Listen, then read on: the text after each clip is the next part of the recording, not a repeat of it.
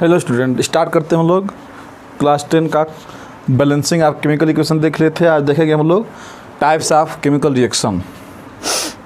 तो देखिए एनर्जी के बेसिस पर पहले देखते हैं types of chemical reaction. Energy के बेसिस पर इसका मतलब क्या, एनर्जी रिएक्शन में रिलीज भी हो सकती है और एब्जॉर्ब भी हो सकती है। तो पहले हम लोग देखेंगे एनर्जी के बेसिस पर दो रिएक्शन होती हैं, एक्सोथर्मिक रिएक्शन और endothermic reaction.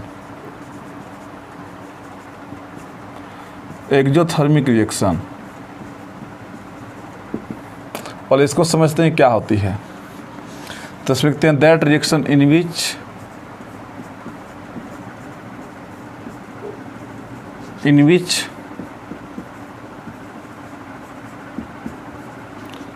Energy is release.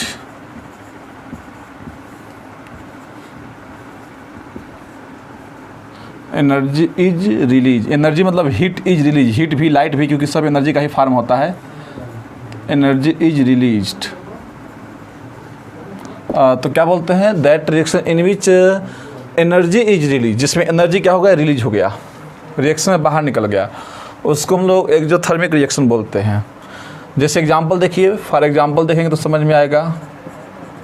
जैसे मान लीजिए कार्बन है, कार्बन को जैसे कोल है, कोल जो कोयला होता है वो सॉलिड होता है, तो कार्बन यहाँ नीचे जो होता है फिजिकल स्टेट होता है, और जब इसको हम लोग ऑक्सीजन में बर्न करते हैं तो ऑक्सीजन गैस होता है, तो बनता है CO2 गैस, CO2 गैस। तो अब बताइए जब ऑक्सीजन में बर्न करेंगे, आप प्रैक्टिकली भी देखते हैं कि जब कोल जलता है तो बाहर हीट बाहर निकलती है, स्मोक बाहर निकलता है, तो सब क्या है, एनर्जी है। तो कोल को जलाओगे तो बाहर निकलेगा एनर्जी। तो वहाँ पर जब एनर्जी रिएक्शन में बाहर निकलता है तो उसको दिखाते हैं प्रोडक्ट के साइड इधर, और जब एनर्जी रिलीज होता है तो उसको LHS साइड, रिएक्टेंट के साइड लिखते हैं। तो देखिए कार्बन को ऑक्सीजन में बर्न करेंगे तो कार्बन डाइऑक्साइड मिलेगा और एनर्जी बाहर निकलेगी। एनर्जी मतलब क्या, हीट बाहर निकलेगी, तो heat is the form of energy, यहाँ हीट भी लिख सकते हैं आप। तो इस रिएक्शन में एनर्जी बाहर निकला तो इसको क्या बोलेंगे, एक्सोथर्मिक रिएक्शन। तो ऐसे बहुत सारी रिएक्शन हैं जो कि एक्सोथर्मिक रिएक्शन को फॉलो करेंगे। जैसे मान लीजिए मैग्नीशियम है, मैग्नीशियम की रिबन को जलाओगे आप प्लस ऑक्सीजन के साथ रिएक्शन कराइए, ऑक्सीजन गैस होता है, तो यहाँ पर क्या बनेगा, MgO, मैग्नीशियम ऑक्साइड बनेगा। ये सॉलिड होता है। रिएक्शन को बैलेंस कर सकते हैं, देखिए यहाँ पर 2 से मल्टीप्लाई कर दिए, रिएक्शन बैलेंस कर लिए, बैलेंस कर सकते हैं आप लोग भी, बैलेंस करना आपको सिखा दिए हैं। 2MgO, तो यहाँ पर 2Mg प्लस O2, तो यहाँ पर देखिए स्टूडेंट बन गया आपका 2MgO। तो देखिए यहाँ भी मैग्नीशियम को जब बर्न करोगे तो बर्न करने पर बताइए क्या बाहर निकलेगा, एनर्जी बाहर निकलेगी। तो जितनी भी रिएक्शन है ऑक्सीजन के साथ वो क्या होगी, बर्न होगी, तो वो उन सब रिएक्शन में एनर्जी बाहर निकलेगी। तो ये भी क्या है, एक्सोथर्मिक रिएक्शन है। तो एक यहाँ नोट लिख सकते हैं कि ऑल कंबशन रिएक्शन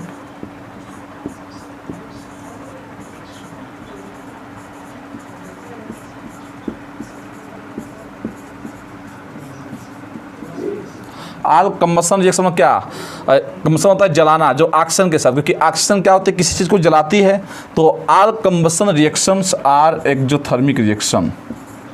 ये नोट पॉइंट लगा सकते हैं कि जितनी भी रिएक्शन ऑक्सीजन के साथ होंगी वो सब के सब एक्सोथर्मिक रिएक्शन होंगी। अब याद रखिएगा, ये नोट पॉइंट हो गया, एक ट्रिक बन गया। अब ऐसा भी नहीं है कि केवल ऑक्सीजन रहेगा तभी एक्सोथर्मिक होगा, ऐसी बहुत रिएक्शन है जहाँ पर ऑक्सीजन नहीं होता, वहाँ भी हीट बाहर निकलता है। लेकिन आप लोगों में सिलेबस में मोस्टली रिएक्शन ऑक्सीजन के साथ ही कराना है, तो आप समझ जाइएगा कि यहाँ पर एनर्जी क्या निकलेगी, बाहर निकलेगी। जैसे अब बोलें कि सोडियम है, सोडियम को जब ऑक्सीजन के साथ जलाओगे, सोडियम को तो खुले में रखते ही हवा से तुरंत जल जाता है, सोडियम से होता है, ऑक्सीजन गैस होता है, सोडियम मोर रिएक्टिव होता है। इसको जैसे ही आप हवा के संपर्क में लाओगे तुरंत जल जाएगा रिएक्शन करके, तो बनता है सोडियम ऑक्साइड, Na2O बनेगा। यहाँ पर ये सॉलिड होता है, आप चाहो तो इसको बैलेंस कर सकते हो। यहाँ पर 2 सोडियम है तो यहाँ पर 2 सोडियम कर दो, यहाँ पर 2 ऑक्सीजन तो यहाँ पर 2 से मल्टीप्लाई कर दो, तो फिर 2 या 4 सोडियम हो जाएगा, तो यहाँ 4 से मल्टीप्लाई करना पड़ेगा, तो बैलेंस हो गया है। तो बैलेंस कर सकते हैं। अब बताइए यहाँ भी ऑक्सीजन के साथ रिएक्शन किया जा रहा है, तो ऑक्सीजन के साथ रिएक्शन करोगे तो क्या होगा, बर्न कर जाएगा, तो बाहर क्या निकलेगी, एनर्जी बाहर निकलेगी। तो ये भी स्टूडेंट एक्सोथर्मिक रिएक्शन है। तो नोट पॉइंट क्या मिल गया कि जितनी भी कंबशन रिएक्शंस हैं, कंबशन मतलब क्या, ऑक्सीजन के साथ, वो सब के सब एक्सोथर्मिक रिएक्शन होंगी। अब एक और क्वेश्चन हम आपको देते हैं, जैसे मान लीजिए CH4 है, मेथेन गैस। मेथेन गैस को जब ऑक्सीजन से आप रिएक्शन करा देते हो तो बनता है CO2। ये बहुत कॉमन रिएक्शन है, इसको बच्चे याद रखते हैं। कार्बन डाइऑक्साइड बनता है और प्लस H2O बाहर निकलता है।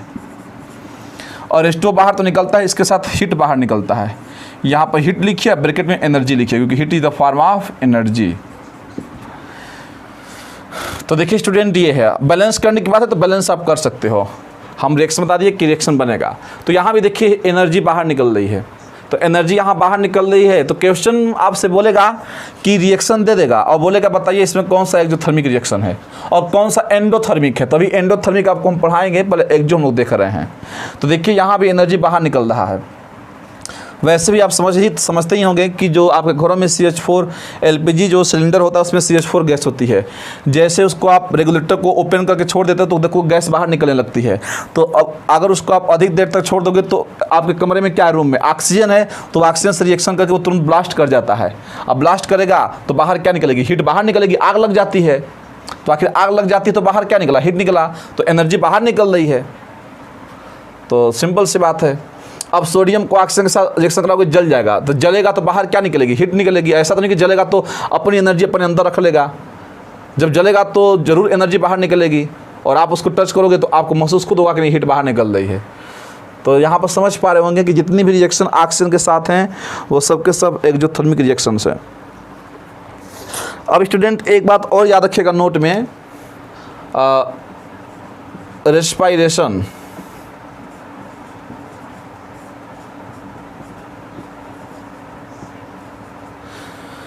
Respiration is an exothermic reaction. हम लोग जो सांस लेते हैं is an exothermic reaction. Respiration is an exothermic reaction. Respiration एक एक्सोथर्मिक रिएक्शन है। कैसे है? तो हम लोग जानते हैं कि जब कोई भी चीज़ हम लोग जब फूड मटेरियल खाते हैं तो हमारे बॉडी के अंदर जब जाता है तो ग्लूकोज के रूप में स्टोर होता है। कोई भी फूड मटेरियल हमारे बॉडी के अंदर जाता है तो जो आपके हार्ड पार्टिकल्स हैं वो बॉडी के अंदर वो ब्रेक डाउन होकर के छोटे छोटे स्मॉल पार्टिकल्स में कन्वर्ट हो जाते हैं, जिससे कि बॉडी में डाइजेशन प्रोसेस चलता रहता है। तो बॉडी के अंदर कोई भी फूड आता है तो वो ग्लूकोज के रूप में स्टोर होता है। तो देखिए रेस्पायरेशन एक्सोथर्मिक रिएक्शन कैसे है, तो इसको हम लोग देखिए रिएक्शन से दिखाते हैं। अब कोई भी फूड मटेरियल आप खाते हो तो हमारे बॉडी के अंदर ग्लूकोज के रूप में स्टोर होता है। तो ग्लूकोज का फार्मूला क्या होता है? C6H12O6 होता है। ये आप पढ़े स्टूडेंट, ग्लूकोज का फार्मूला होता है। यहाँ पर इसका नेचर AQ लिखा था, एक्वस। एक्वस का मतलब क्या समझ गए कि ग्लूकोज में वाटर, क्योंकि हम लोग बॉडी के अंदर वाटर भी लेते हैं, तो जहाँ भी एक्वस लग गया तो समझ लीजिएगा कि वहाँ पर वाटर सॉल्वेंट है। वाटर सॉल्वेंट है, इसका मतलब कि ग्लूकोज भी है और वाटर भी है। ये होता है एक्वस का मतलब। एक्वस का मतलब जिसमें वाटर हो। अब प्लस, अब देखिए हम लोग जो फूड मटेरियल खाएं वो हमारे बॉडी के अंदर ग्लूकोज के रूप में स्टोर हो गया, ये ग्लूकोज का फार्मूला है। और एटमॉस्फेयर से हम लोग क्या लेते हैं? ऑक्सीजन।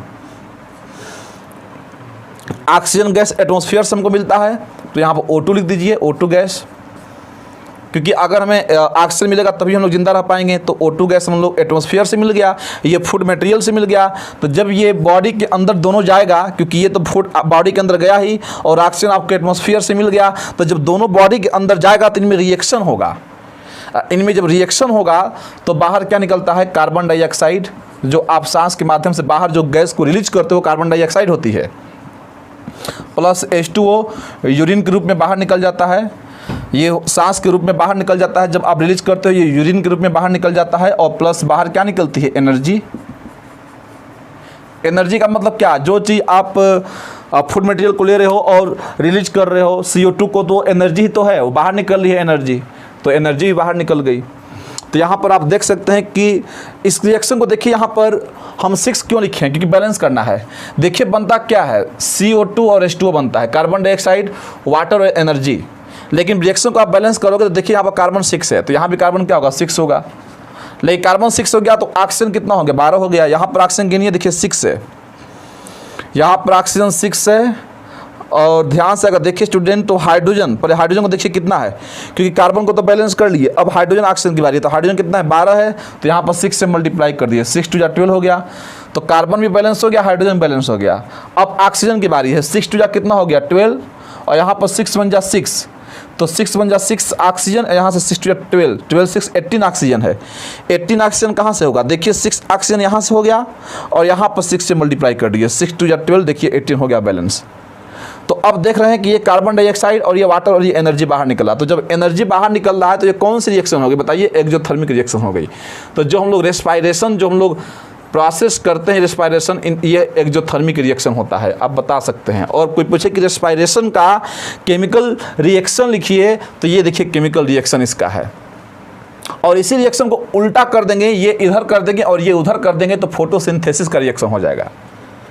ये रेस्पायरेशन हम लोग इस तरह से लेते हैं, और पौधों जो प्लांट्स होते हैं उनका रिएक्शन इसको उल्टा कर देंगे तो फोटोसिंथेसिस प्रोसेस हो जाएगा। तो पहले रेस्पायरेशन को समझिए, इसके बाद वो भी देखेंगे। तो अब उम्मीद है कि आप समझ पा रहे होंगे कि एक्सोथर्मिक रिएक्शन क्या होता है, जिसमें एनर्जी बाहर निकले।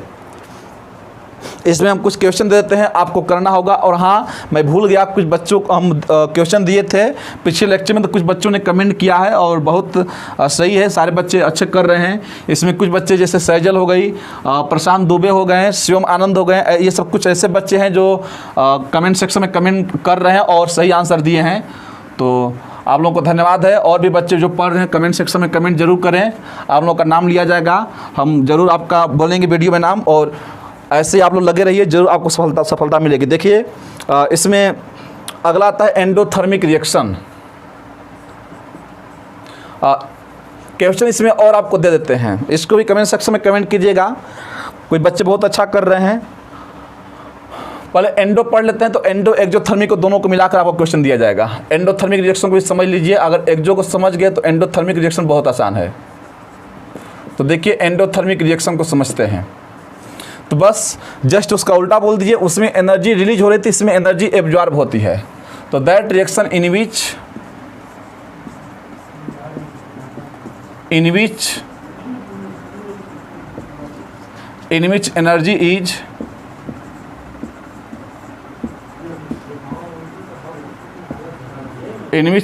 Is absorb, that reaction in which energy is absorb. तो स्टूडेंट जिसमें एनर्जी क्या हो, एब्जॉर्ब हो, मतलब बाहर ना निकले, एनर्जी एब्जॉर्ब हो, उसको बोलते हैं हम लोग एंडोथर्मिक रिएक्शन। जैसे एग्जांपल समझिए, कैल्शियम कार्बोनेट है, ये CaCO3 है, जो चॉक होता है, चॉक का फार्मूला।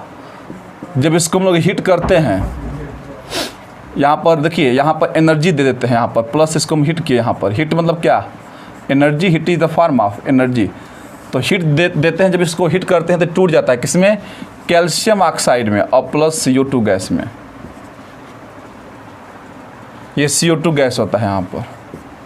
तो देखिए स्टूडेंट, रिएक्शन जब हम लोग कराएं तो इसका ये रिएक्शन बना टूटने के बाद। अब इसको थोड़ा समझते हैं कि CaCO3 का जो रिएक्शन बना है यहाँ टूटने पर, आप खुद दिमाग लगाइए, सोचिए कि यहाँ पर ये सिंगल था, टूट करके दो में कन्वर्ट हो गया, तो इसको एनर्जी दिया गया होगा।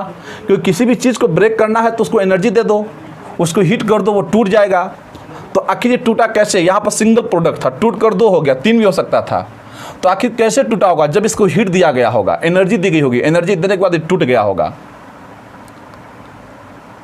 जैसे मान लीजिए आइस है, अब आइस को ब्रेक करना है, अब आइस को ब्रेक करना है वाटर में, तो कैसे ब्रेक करोगे? इसको एनर्जी दे दो, आइस वाटर में ब्रेक हो जाएगी, वाटर बन जाएगा आइस से। तो आखिर किसी भी चीज़ को ब्रेक करना है तो आप क्या सप्लाई करते हो? एनर्जी। तो यहाँ पर एनर्जी एब्जॉर्ब हो रहा है। क्यों? हीट को यहाँ पर आप एनर्जी भी लिख सकते हो। तो यहाँ पर एनर्जी देखिए, हम लोग LHS साइड लिखे हैं। तो जब भी रिएक्शन के इस साइड लिखा जाएगा एनर्जी, इसका मतलब एनर्जी इसको दिया जा रहा है, एब्जॉर्ब किया जा रहा है। तो ये रिएक्शन आपका हो गया स्टूडेंट एक्सोथर्मिक का, एंडोथर्मिक का। और भी एग्जाम्पल देखिए, जैसे मान लीजिए हम बोले ZnCO3, इसको भी जब आप हीट करते हो या एनर्जी वही बात है देते हो, तो जैसे इसको ब्रेक किया वैसे इसको ब्रेक कीजिए।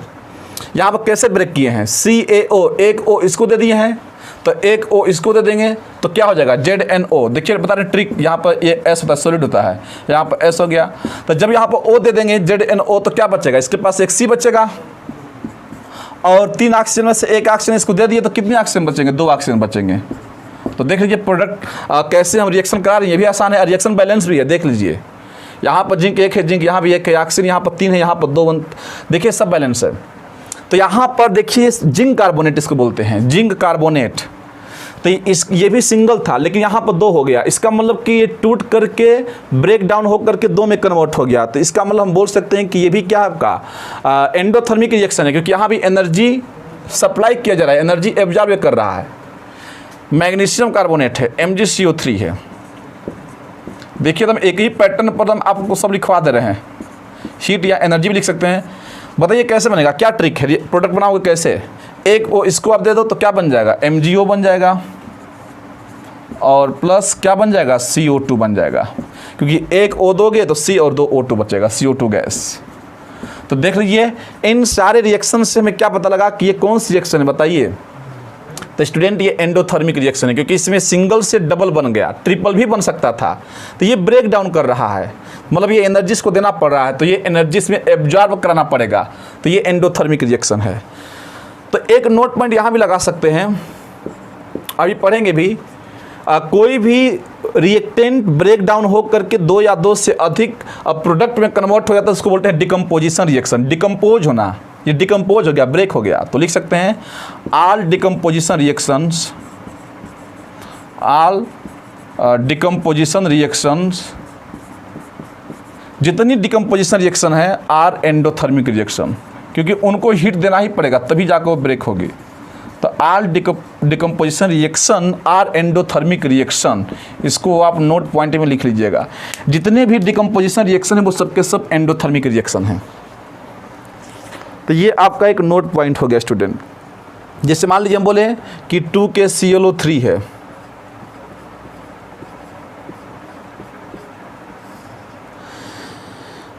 यहाँ पर इसको हीट किया गया है।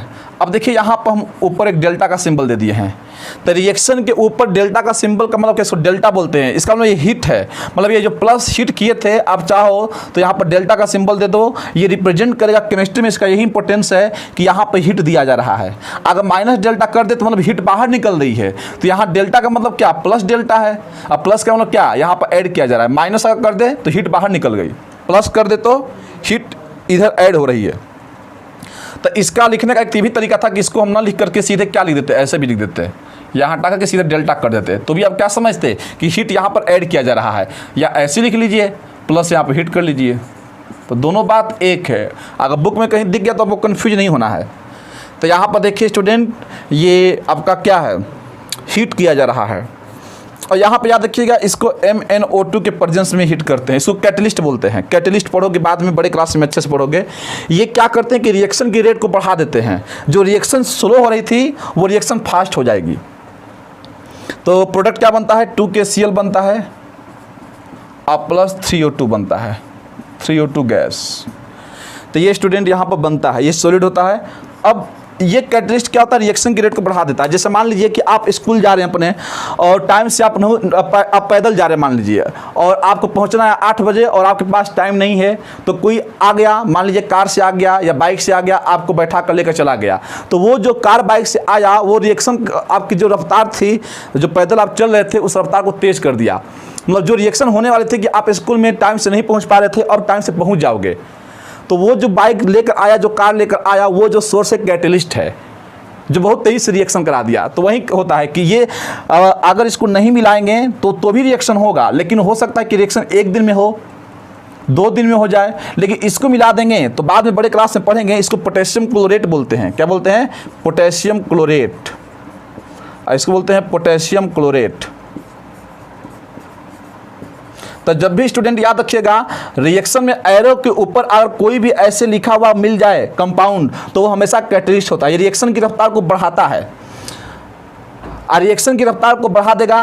तो आपको जानकारी के लिए बता दें कि अगर मान लीजिए कोई भी आदमी है और उसको ऑक्सीजन चाहिए, और लैब में, लेबोरेटरी में ऑक्सीजन ही नहीं है, और आदमी की डेथ होने वाली है, बस उसके पास 15-20 मिनट बचा है, तो क्या होता है कि इस रिएक्शन को कराया जाता है, और इस रिएक्शन को करा कर इसमें ये कैटलिस्ट मिलाया जाता है, और ये रिएक्शन मात्र 15 मिनट में बनकर तैयार हो जाती है। 15 मिनट में ही ये रिएक्शन कंप्लीट हो जाएगी। और देखिए लास्ट में यहाँ पर क्या निकला, ऑक्सीजन गैस, और ऑक्सीजन गैस बाहर निकल गई, और वो ऑक्सीजन गैस जो पेशेंट है, जो मर रहा है, उसको आप सप्लाई कर सकते हो जहाँ पर ऑक्सीजन की कमी पड़ गई थी।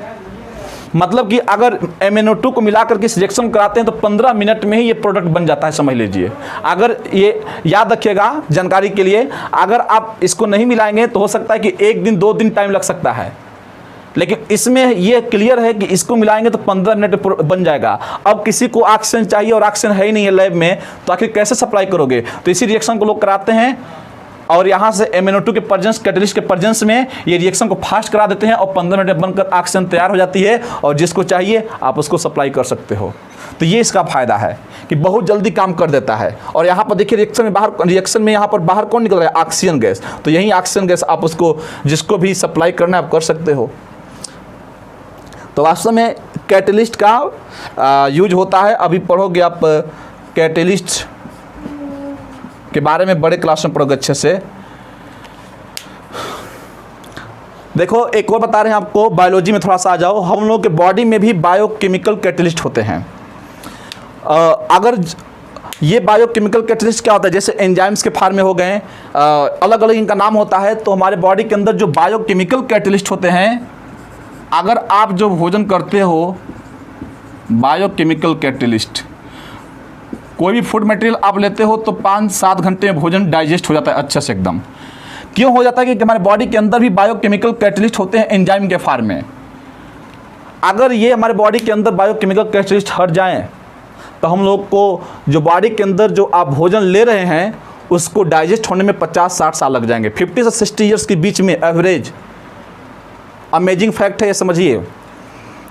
कोई भी आप फूड मटेरियल ले रहे हैं तो हमारे बॉडी के अंदर बायोकेमिकल कैटलिस्ट क्या करते हैं कि हमारे बॉडी के अंदर डाइजेशन की क्षमता को 2 × 10⁹ टाइम्स बढ़ा देते हैं। एक तरह से मान लीजिए कि स्पीड ऑफ लाइट 3 × 10⁸ होता है, इतने टाइम्स। मतलब बायोकेमिकल कैटलिस्ट हमारे बॉडी में डाइजेशन की क्षमता को इतने टाइम्स बढ़ा देते हैं, मतलब रिएक्शन को तेज कराते हैं। अगर ये बॉडी के अंदर हमारे अंदर नहीं रहे बायोकेमिकल कैटलिस्ट तो जो आप फूड मटेरियल ले रहे हो उसको डाइजेस्ट होने में 50 से 60, 50 से 60 साल के बीच में समय लग जाता है। बताइए आदमी जिंदा रहेगा नहीं रहेगा, उतने साल लग जाएंगे डाइजेस्ट होने में बस। लेकिन इनका कमाल देखिए कि मात्र 5 से 7 घंटे में भोजन डाइजेस्ट अच्छे से हो जाता है बॉडी के अंदर। तो आपको समझ में आ गया होगा कैटलिस्ट का मीनिंग क्या होता है। वैसे इसको डिटेल में बड़े क्लास में ही पढ़ना है, लेकिन ये रिएक्शन आपके बुक में दिया भी है। और ये रिएक्शन एक बार बोर्ड एग्जाम में आ भी चुका है कि यहाँ पर 2KClO3 को दे दिया था, बोला था यहाँ पर क्या बनेगा। तो देखिए 2KCl बनेगा और 3O2 बनेगा। तो इसको आप रिएक्शन को हाईलाइट कर लीजिएगा, यहाँ स्टार लगा लीजिएगा, इसको आप याद कर लीजिएगा। ओके स्टूडेंट, इसको नोट कीजिए। एक और पॉइंट देखेंगे।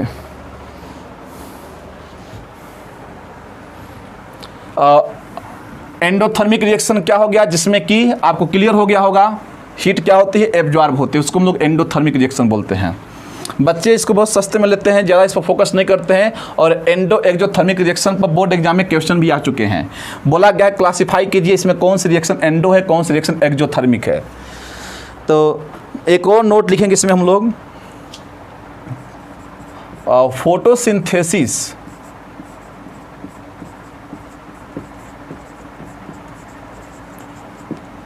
Is an endothermic reaction.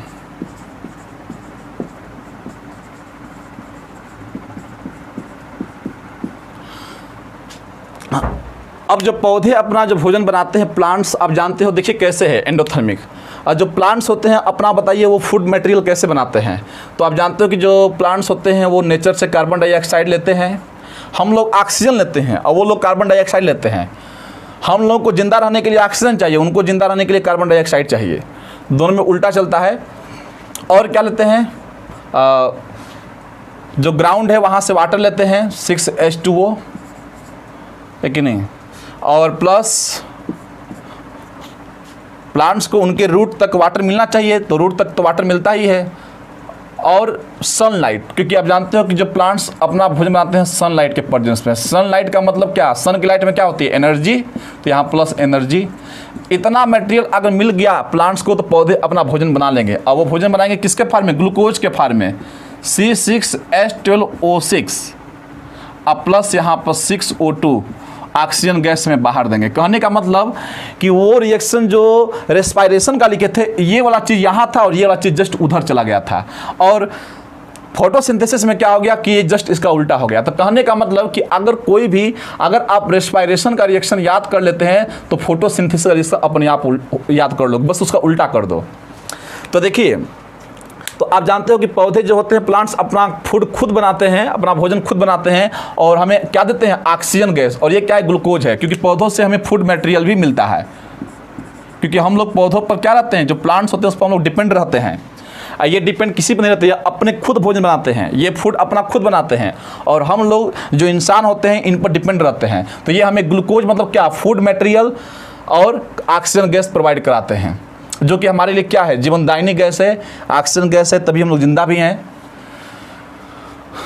तो वास्तव में स्टूडेंट देख लीजिए, ये फोटोसिंथेसिस है, इसमें एनर्जी क्या हो रही है बताइए, एब्जॉर्ब हो रही है, क्योंकि इसमें पौधे जो प्लांट्स है वो एनर्जी को ले करके भोजन बना रहे हैं, तो एनर्जी एब्जॉर्ब कर रहे हैं, इसीलिए कौन सा रिएक्शन है, एंडोथर्मिक रिएक्शन है। तो अब आप समझ गए होंगे कि एंडोथर्मिक रिएक्शन क्या होता है। तो ओके स्टूडेंट, कुछ आपको हम क्वेश्चन दे रहे हैं और आप बताइएगा कि इसमें कौन सा एंडो है, कौन सा एक्सोथर्मिक है। क्वेश्चन को लिख लीजिएगा और कमेंट सेक्शन में कमेंट कीजिएगा।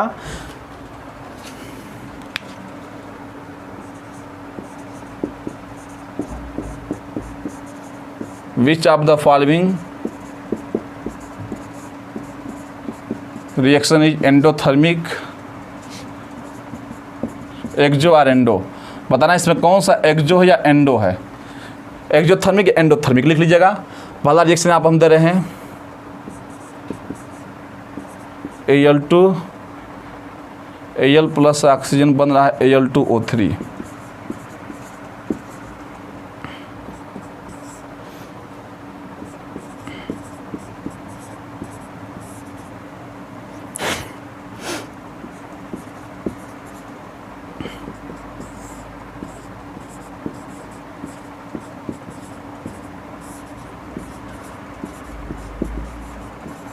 CO2 प्लस H2O बन रहा है।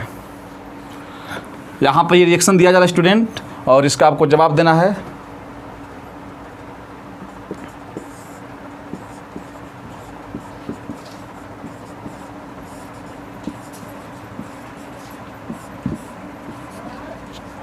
ये रिएक्शन देखिएगा बहुत आसान है, इसको आप समझ सकते हो।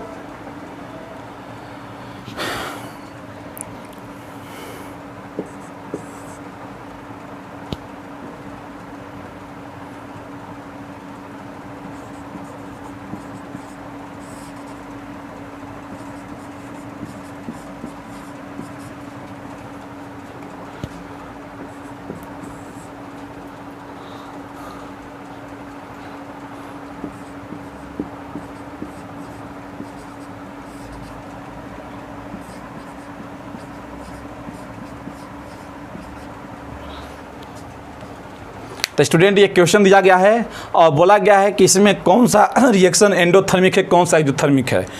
इसमें बहुत क्वेश्चन आपके बोर्ड एग्जाम में आ चुके हैं, जैसे ये क्वेश्चन आ चुका है, ये क्वेश्चन आ चुका है। तो ये हम जितने भी आपको पढ़ाते हैं समझ लीजिए कि वो आपके बोर्ड एग्जाम को लेकर के एक प्री प्लानिंग के साथ पढ़ाते हैं। तो इसीलिए आप इग्नोर मत कीजिए और इसको आप लोग कीजिएगा, बताइएगा। और ट्रिक आपको बता ही दी है कि जो भी ऑक्सीजन के साथ रिएक्शन करेगा वो बर्न करेगा, और बर्न करेगा तो समझ रहे हैं क्या बाहर निकलेगा। तो आपको सारा कंसेप्ट सिखा दिए और इस क्वेश्चन को कीजिएगा, बताइएगा कौन सा इसमें एक्सो का कौन सा एंडोथर्मिक रिएक्शन होगा। तो ओके स्टूडेंट, आप लोग कमेंट कीजिएगा जरूर। और कुछ बच्चे कमेंट कर रहे हैं और सारे बच्चे लोग कमेंट करने में बहुत खुशी होगी कि नहीं आप पढ़ पा रहे हैं। Okay student, all the very best.